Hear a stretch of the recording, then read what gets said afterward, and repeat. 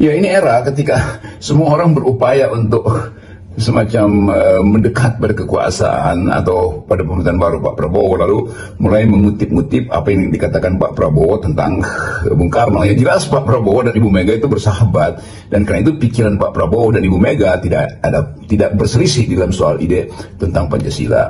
Dan kita lihat bahkan seluruh penampilan publik atau pesona dari Bung Karno itu diserap secara sempurna oleh Pak Prabowo. Kalau Pak Prabowo berpidato, ide dia tentang Indonesia disebut Gerindra, itu sama dengan pikiran Bung Karno tentang persatuan Indonesia kan. Jadi kemampuan Pak Prabowo untuk mengerti ideologi Pancasila itu ya tidak perlu diragukan. Apalagi Pak Prabowo datang dari tradisi militer yang memang memastikan bahwa Pancasila itu adalah satu-satunya dasar berfilsafat tentang negara itu. Tetapi ada hal yang mungkin bisa kita mulai duga. Banyak orang yang hendak mendekat pada pemerintahan baru nanti, pemerintahan kabinet Pak Prabowo, dengan mengusung-usung Pancasila, seolah-olah Pancasila itu harus dipastikan kembali sebagai milik bangsa. Ya nggak perlu begitu, karena dengan sendirinya Prabowo akan mengatakan Pancasila sama seperti yang dipikirkan Bung Karno, itu yang juga dipikirkan oleh Prabowo. Nah, kemampuan Prabowo untuk membuat Pancasila itu beredar sampai ke tingkat internasional, itu justru keunggulan Prabowo dibandingkan dengan Pak Jokowi. Pak Jokowi memang dia menghafal Pancasila, tetapi value atau nilai-nilai dasar tentang keadilan sosial, tentang kemanusiaan yang adil dan beradab, yang merupakan ide humanisme disebut internasional bahkan oleh Jokowi, itu kurang dipahami oleh Pak Jokowi. Jadi justru Pak Prabowo yang mampu untuk mengembangkan dimensi internasional dari ajaran Bung Karno itu, bukan Pak Jokowi. Karena Pak Jokowi selalu gugup untuk masuk di dalam debat-debat ideologis, bahkan pikiran-pikiran filosofi di belakang 5 rumusan Pancasila itu.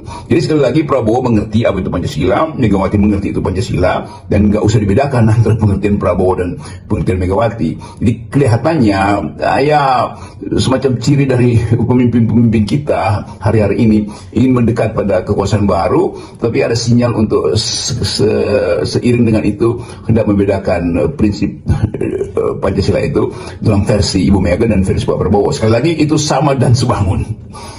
Sesungguhnya kalau dalam soal hubungan personal dan juga soal Pancasila dan kaitannya dengan Bung Karno ini, saya menangkap sebenarnya tidak ada yang berbeda antara Ibu Megawati dan Pak Prabowo gitu. Bahkan Pak Prabowo ini kalau kita lihat pakaiannya, betul seperti Anda katakan itu ya, pakaiannya, retorikanya dan sebagainya ketika berpidato, dan pilihan diksinya juga, itu sebenarnya Pak Prabowo itu pasti mengidolakan Bung Karno ya. Dan kebetulan saja kemudian Bung Karno ini kan bapak secara biologis Ibu Mega, dan juga sekaligus bapak ideologis. Dan saya kira juga tidak salah kalau Pak Prabowo juga mengklaim bahwa Bung Karno itu adalah bapak biologis dari Pak Prabowo juga gitu.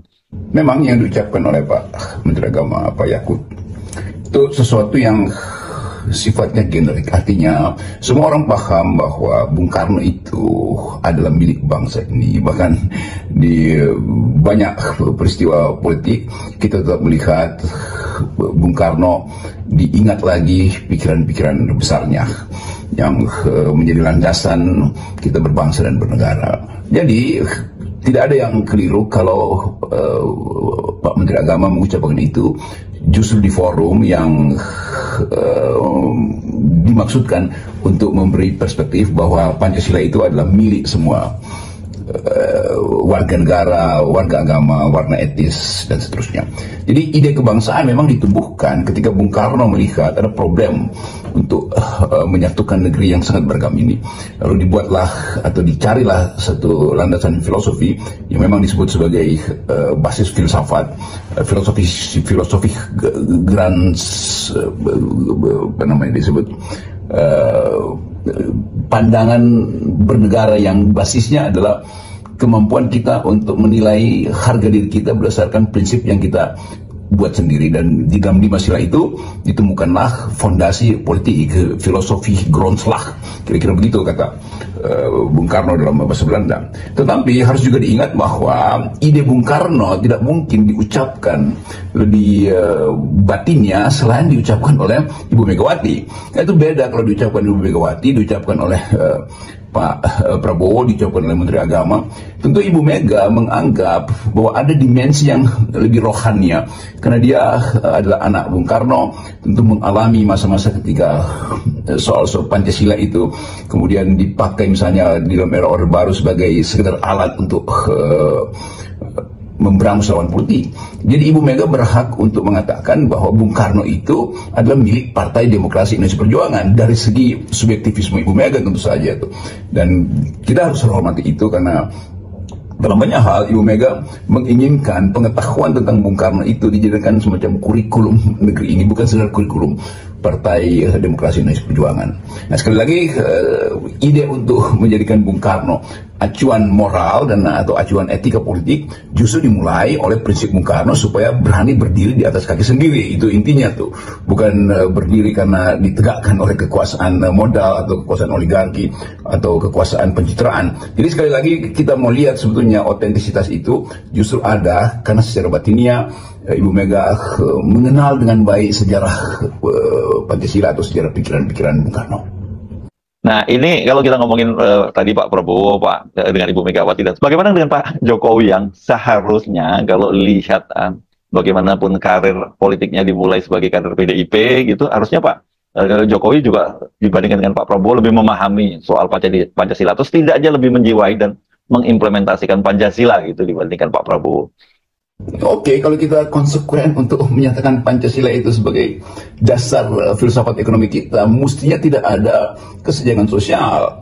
Di zaman Pak Jokowi kesenjangan itu tinggi sekali. Itu artinya ada prinsip yang dilanggar, yaitu keadilan sosial bagi seluruh rakyat Indonesia. Disparitas kita, Gini rasio, beban hutang yang ditinggalkan oleh Pak Prabowo itu, oleh Pak Jokowi itu akan jadi beban dalam bentuk penghematan di dompet emak-emak, karena emak-emak harus bayar pajak lebih tinggi, harga bahan pokok beras terutama tidak turun. Kan semua ini menunjukkan bahwa kebijakan ekonomi atau kebijakan politik bahkan oleh Jokowi itu tidak didasarkan pada pengetahuan beliau tentang filosofi Pancasila. Jadi saya kira memang kita mesti jujur mengevaluasi kepemimpinan politik Pak Jokowi itu tidak berbasis pada Pancasila.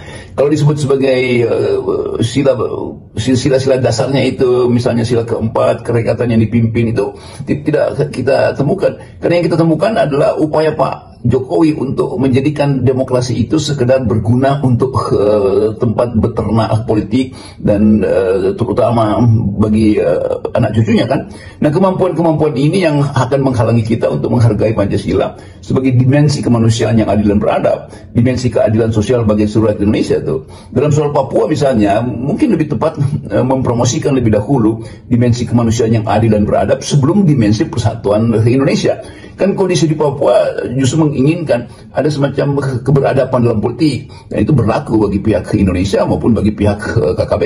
Dan sekali lagi kemampuan kita untuk mengingat value negeri ini dimulai dari kepastian kita untuk menghasilkan ide-ide besar atau dimensi internasional dari doktrin Pancasila itu atau dari filsafat Pancasila itu, yaitu kemanusiaan yang adil dan beradab dan keadilan sosial bagi seluruh rakyat Indonesia. Nah, rakyat Indonesia ada dalam sentimen-sentimen rasial, sentimen-sentimen etis yang basisnya adalah ketidakadilan sosial.